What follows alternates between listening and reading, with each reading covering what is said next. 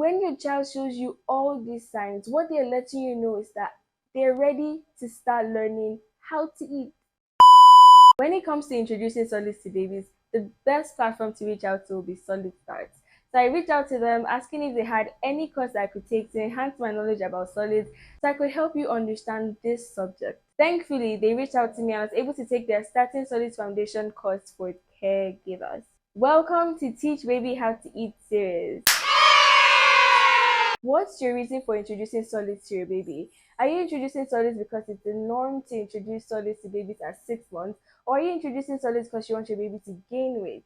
When your why isn't properly defined, you're going to make lots of mistakes on this journey. Let me explain everything to you so you can get your why right.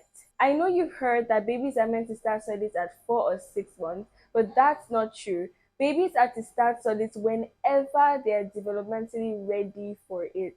How do you know that your baby is developmentally ready for solids? Thankfully, there are obvious signs that your baby will display to let you know that they are ready for solids, which include cognitive interest. If your baby isn't showing any form of interest in solids and you introduce solids to that baby, you're going to frustrate yourself and that baby. If your baby isn't looking at food lustfully, if your baby isn't salivating at the sight of food, if your baby isn't trying to reach out to put food in their mouth, and if your baby isn't monitoring the movement of food, as you pick up your spoon, place it in your mouth, and as you're chewing it, if your baby isn't staring at you, then your baby isn't showing any form of interest in solids, and that baby isn't ready for solids.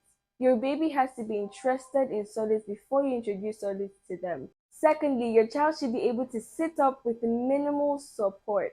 Your child has to be able to sit independently with minimal support at least. Sitting upright is the safest feeding position. When we sit upright, gravity is on our side to ensure that food goes down the right way. Have you ever tried laying down with food in your mouth or leaning forward with food in your mouth? I need you to pause this video and try it. You'd notice that while laying down with food in your mouth, you have no control of the food in your mouth and the food is forced to go down by itself. And if you decide to lean forward, you also don't have control of food in your mouth and the food is forced to come out if you leave your mouth open, right? Same goes with babies. When babies lay down or lean forward, they don't have control of the food in their mouth. And we need them to have control of that food in their mouth. We need gravity to help the food go down the right way. We need babies to be able to know what to do with food in their mouth. They need to learn how to chew. They need to learn how to move the food around in their mouth. And sitting upright is the best position that supports that. It also reduces the risk of choking. And that's because, like we said earlier, they need to have control of the food in their mouth, and when they don't have control of the food in their mouth, it's easier for the food to go down the wrong way. But sitting upright and moving the food by themselves, swallowing when they want to swallow, ensures that everything is going on smoothly and safely. Thirdly, your child should be able to actively reach out for items. Place a rattle or a chicken thigh in front of your child. Does your child actually reach out, grab it, and place it in their mouth or play with it? If your child isn't reaching out and grabbing items, then your child isn't ready for solids. We as adults reach out and grab our food, right? Therefore, we need babies to also be able to reach out and grab their food. The fourth sign that your baby is ready for solids is actually their weight.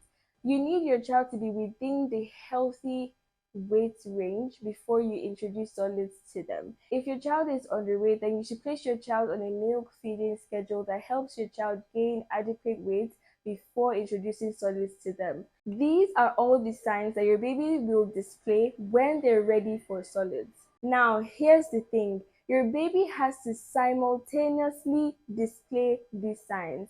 Not just one sign, not two signs, but all of them have to be displayed at the same time. Until these signs are present, hold on to solids. The reason why professionals have set 6 months as the age to introduce solids to babies is because babies typically display all these signs at 6 months, but that's a bit misleading because not all babies at 6 months will be able to do all these things. Your baby can be 6 months and not be ready for solids. If, for example, your baby was born preterm, they may not be able to do all these things at 6 months. And that's because preterm babies usually achieve their milestones a bit later due to their different timing. Also, because it's expected for a child to do certain things at a certain age, doesn't mean that they will automatically be able to do those things when that age comes. Unfortunately, many parents believe that developmental milestones will be automatically achieved when they're meant to be achieved, but that's not really how it works. Children need to practice to be able to achieve certain milestones. And so if your child isn't practicing, your child is going to reach that age and may even pass the age, that's the age range, and not do certain things because they never got the opportunity to practice, they never got the opportunity to strengthen certain muscles, they need to be exposed to certain materials, and they need an environment to help them achieve these milestones. Therefore, don't just study milestones, but also study how to help your child achieve those milestones. Milestones are so crucial because professionals use them to know if your child is developing as they should or if there's something wrong. So that's why it's very important that you pay attention to those milestones and create an environment that helps your child achieve those milestones. I have said all of this to help you define your why. The reason why you introduce solids to babies is because they are ready to learn how to eat. This is your why. This is your reason. They are telling you that they're ready to learn how to eat. And so you begin to introduce solids to them. That's the simple reason. And so that's why it's not age dependent, it's readiness dependent. You get it? So when your child shows you all these signs, what they're letting you know is that they're ready to start learning how to eat. It's a learning process. Your child has spent 6 months of their life using a sucking pattern, and then now they're expected to use a different pattern. It's going to take time for them to master this new motor pattern. The sucking pattern looks like this.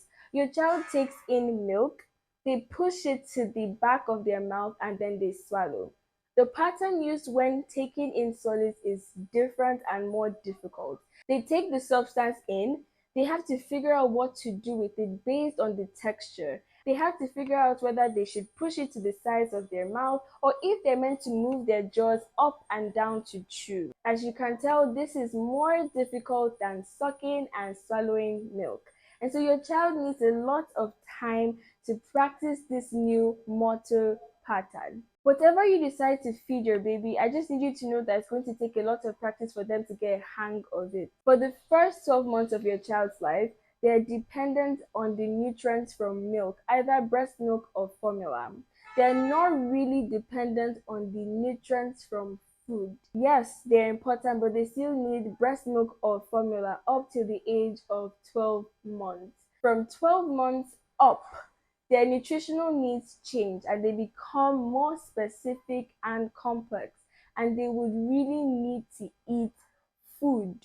And so it's best that you introduce food to your baby earlier. Let them struggle during the infancy stage. Let them get used to it. Let them understand what chewing is all about. Let them get used to this before they reach the toddler stage. No pressure, no pressure. I hope this video was able to help you understand introducing solids to your baby.